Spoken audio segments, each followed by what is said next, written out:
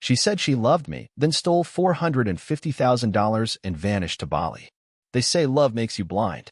In my case, love didn't just blind me, it tied me up, stole my wallet, and pushed me into oncoming traffic with a smile. Her name was Alina. Yes, like the ballerina, and she moved just as gracefully, except instead of pirouettes, she danced through lies. I met her at a charity gala, the kind where people in suits pretend to care about whales while trying to one-up each other's watches. She wore a blood-red dress, and no shame. I wore a navy suit and 14 years of emotional constipation. Match made in heaven. Alina was funny, mysterious, and said things like, "I've always been terrible with money," while sipping wine I paid for. I mistook honesty for vulnerability. My mistake. I work at a bank. Vice President of Client Lending at Halberton Trust and Finance, downtown Chicago. I've seen every kind of financial tragedy walk through my office.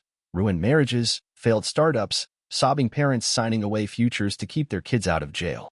You'd think I'd have a nose for disaster. But when she looked at me like I hung the moon, I didn't see the hurricane in her eyes. I saw redemption. She moved in after 4 months. Married me after 8. And within the first year, she had her own office at home, 2 closets I wasn't allowed to open, and a new circle of friends I never met. I chalked it up to the artistic temperament. She was a consultant, whatever that meant. What I didn't know, while I was signing mortgage approvals for hard-working people who actually read the fine print, my wife was preparing to sign a financial death warrant, using my name. It started small. A few missed calls on her phone with strange names. A few packages that never made it inside the house. She said it was client stuff. Fashion guys are weird, she said. They send you samples even when you say no. One night, I found her crying in the bathroom. I rushed in, heart pounding, thinking someone had died. "I'm just scared," she said, makeup smeared across her face like war paint. "I've got this opportunity, but I need capital. I can't ask you for more." More? When had she asked at all? "You can ask me anything," I said like the idiot I was. She hugged me so tight, it felt like guilt. "I'll figure it out," she whispered. I just needed to hear that. I found out later she took that as permission. 3 weeks after that night, a manila envelope landed on my desk at work. Internal review flag. Standard compliance procedure. Happens all the time. Except this file had my name on it. Loan application. Approved. Amount. $450,000. Purpose. Business expansion. My signature was at the bottom. Except I never signed it. The application had my employee ID, internal clearance, and even the correct loan override code. Everything matched. I broke into a sweat colder than a banker's handshake. At home, Alina was making risotto and humming Adele. "Tough day, babe?" she asked. I stared at her, trying to see the woman I'd married. She looked back with eyes as calm as a lake right before a body floats to the surface. "Did you apply for a loan using my credentials?" She blinked. "Just once." "What? Don't play dumb." She turned back to the stove. "I don't know what you're talking about."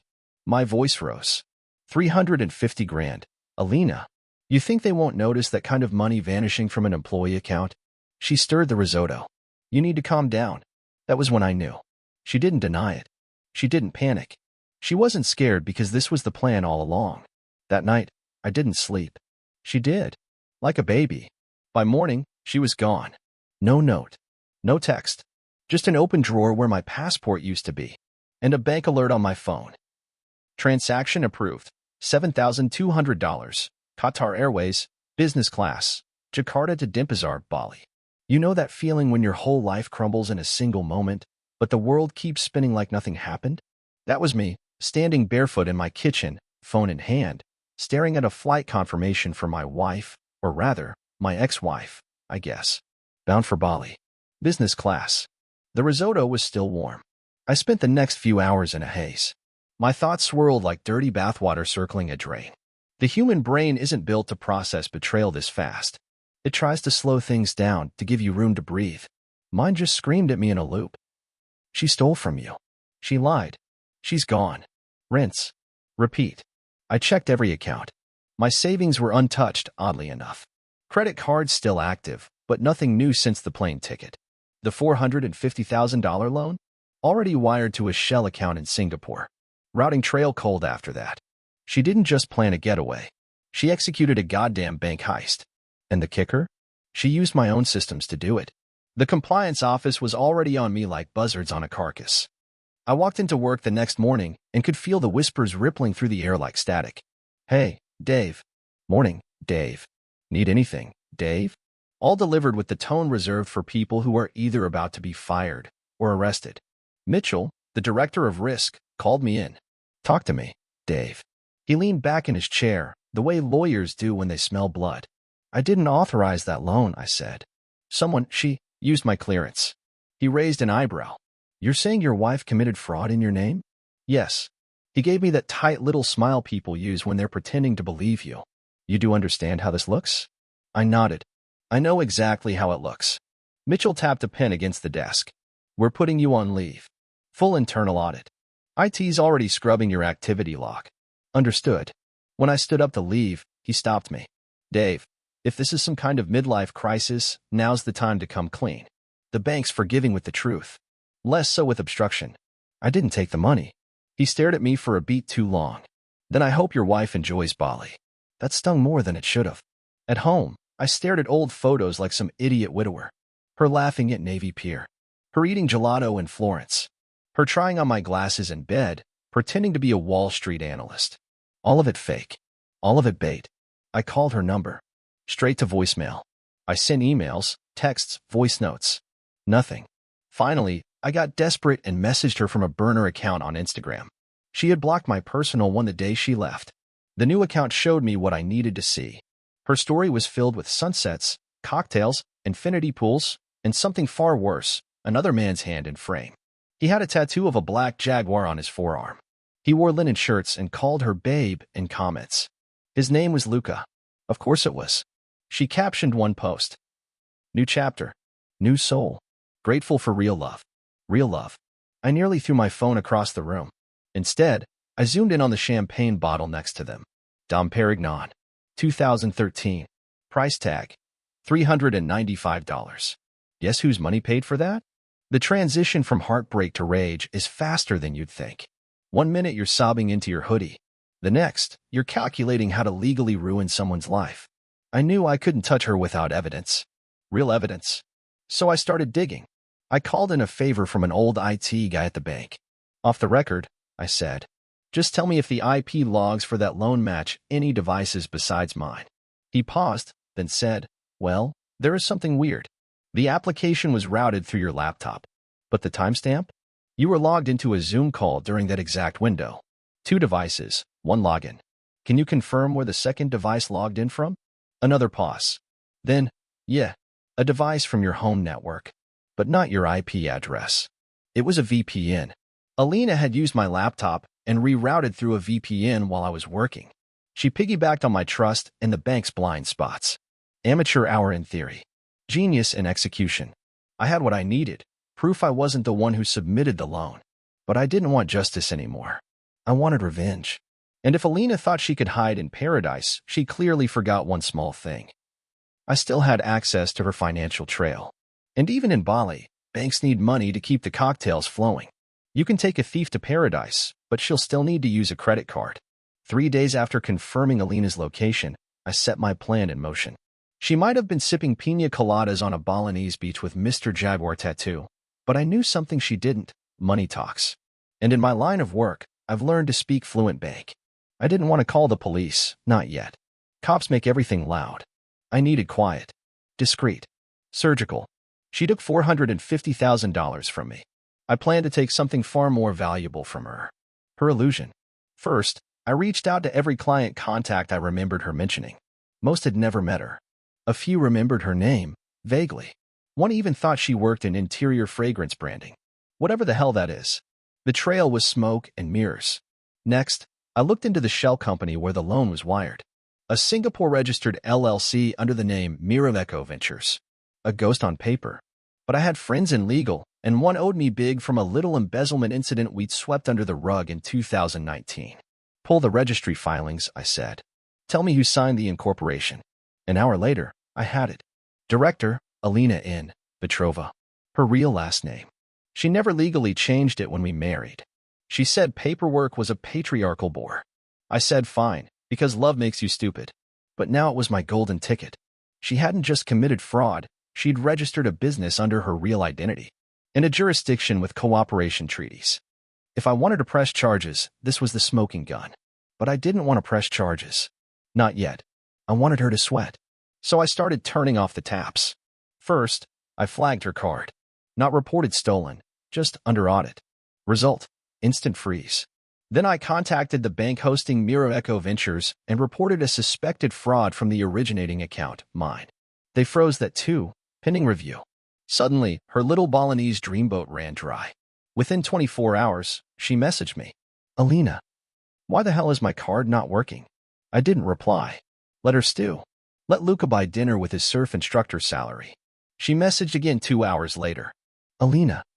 Dave, I know you're mad, but this is low. Low? You fake a marriage, forge my signature, and fly first class to sleep with an island gigolo, and I'm the one being low? That's when I knew she wasn't just a liar. She was a narcissist with a god complex. And there's only one way to take down a god: strip away their worshippers. So I found Luca. Well, not directly. But I found her Instagram post that tagged him. He was some kind of conscious living coach, which apparently means tall man with abs who reads quotes from Rumi. He had 14,000 followers, a website that accepted crypto, and a link to a private retreat series in Ubud. I booked a call as a potential investor under the alias Dennis Rayford, a hedge fund manager from Austin. My profile was fake, but my money, at least in his eyes, was real. We had a Zoom. He appeared shirtless, naturally, and spoke with that smug, gentle tone people use when they think they've unlocked the secrets of the universe through ayahuasca. Brother, he said, your aura feels open. That's rare for someone in finance. I smiled. You have no idea. We talked for 10 minutes before I asked about his partner. The woman in your photos, she looks familiar.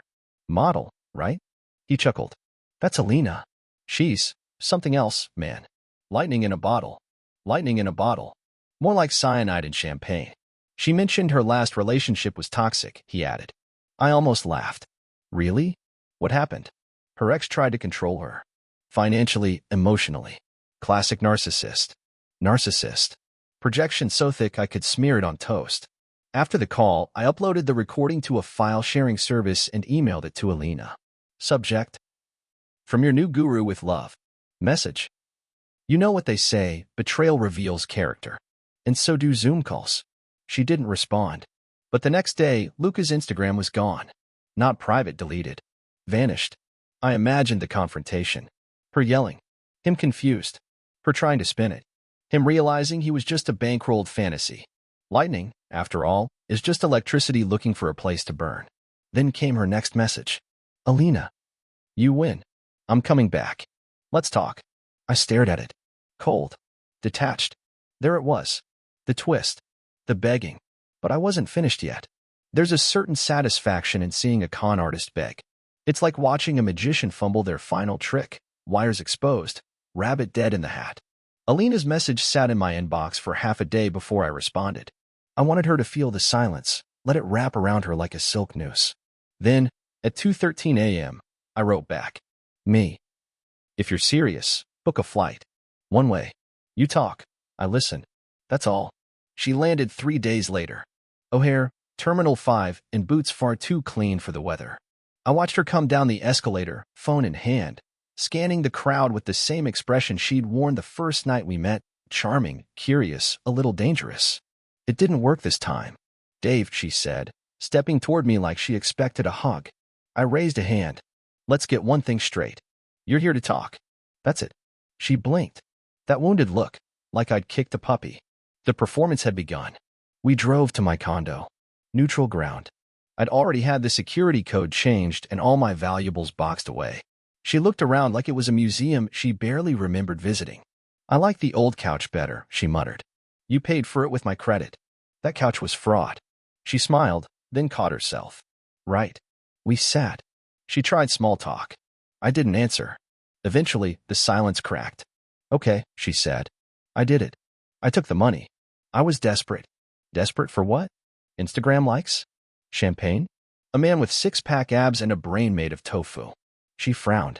You don't understand what it's like to feel stuck. Oh, I understand stuck. I married you. That landed. She looked down, then back at me with crocodile eyes. It wasn't all fake. I laughed. It sounded more like coughing. Alina, you forged my signature and rerouted a 6-figure loan. You vanished to another continent with a man who quotes Rumi between squats. Forgive me if I doubt your sincerity. She crossed her arms. So why bring me back? Because I wanted to hear it. Out loud. No more smoke. Just truth. She leaned back, calculating. What if I told you I could pay it back? I arched an eyebrow. With what? The retreat refund from your spiritual nudist boyfriend? I still have assets, she said. Crypto. Jewelry. Accounts you don't know about. There it is, I said. The second con. I'm serious, Dave. No. You're rehearsed. There's a difference. I stood. This is how it works. You sign a confession. Full admission. We submit it to the bank. You transfer every cent left from that loan into restitution. In return, I tell them to drop the criminal charges and eat the loss as internal mishandling. You do that. I'd consider it. But I want something else first. Her eyes narrowed. What? Closure. I handed her a printed contract, simple, brutal, final. Clause 1. She signs the confession. Clause 2. She returns the money. Clause 3. She records a video apology, naming everything she did. Clause 4. She leaves. Forever. This is insane, she said, skimming it. No, I said. This is mercy. She stared at me, some flicker of her real self showing through, the woman who knew how to measure people's weaknesses like she was fitting them for suits. Then, slowly, she nodded. I'll sign. And she did. The confession was notarized the next morning. She wired back $212,000. What was left? The rest? Gone to spa weekends, luxury linens, and enlightenment retreats. The bank reviewed my evidence. The internal log discrepancies, the VPN trace, the call with Luca. They cleared me of wrongdoing. They still fired me, of course. Can't have a VP married to a grifter. But they called it amicable separation. Paid out my severance, too. Not bad for a man publicly betrayed. Alina booked a flight back to Europe. Said she had family in Prague. I didn't care. She asked me one last question at the gate. Do you hate me? I looked at her. Really looked. No, I said. I just finally believe you. She tilted her head, confused. Believe what? She asked. That you were always exactly who you said you were. I paused. Terrible with money. People think betrayal ends with a door slamming, a screaming match, a plane ticket to somewhere far and warm. But it doesn't. Betrayal lingers. It haunts your groceries, your Netflix suggestions, the mug she once bought that still sits in the back of your cupboard with a chipped rim and a quiet snarl. After Alina left, for good this time, I didn't feel triumphant. I felt flat. Like I'd just finished the world's most expensive therapy session and all I got was a T-shirt and a restraining order's worth of memories. She was gone. The money was mostly returned. My name was cleared, my career was over, and my couch, well, I kept it. Fraud or not, it was comfortable. I spent the first week in a fog of cheap scotch and old crime documentaries. I wasn't looking for advice. I was looking for someone to scream at the screen with. I wanted to see another idiot fall for a smooth-talking sociopath and feel a little less alone. Then came the letter. It wasn't handwritten. Alina didn't believe in ink unless it came with a brand logo, but it was personal. Mailed. Stamped. Real. Inside was a single page. Typed. Centered. I thought I could become someone new. You were the only real thing. I wish that had been enough. No return address. No explanation. Just that. I stared at the paper until the ink seemed to float. Then I burned it. She wanted to live rent-free in my mind again. Wanted to be the tragic anti-heroine in a story she still thought she controlled. I wasn't giving her that. Instead, I started walking. Every morning, 5 miles. Headphones in. Podcasts about psychology, fraud, deception. I was training myself to spot the red flags I once called passion. I got lean. Sharper. Focused. I picked up consulting gigs. Banks didn't want me on payroll, but they wanted my brain. How to prevent internal exploitation by trusted partners. That became my specialty. I spoke at conferences. Wrote white papers.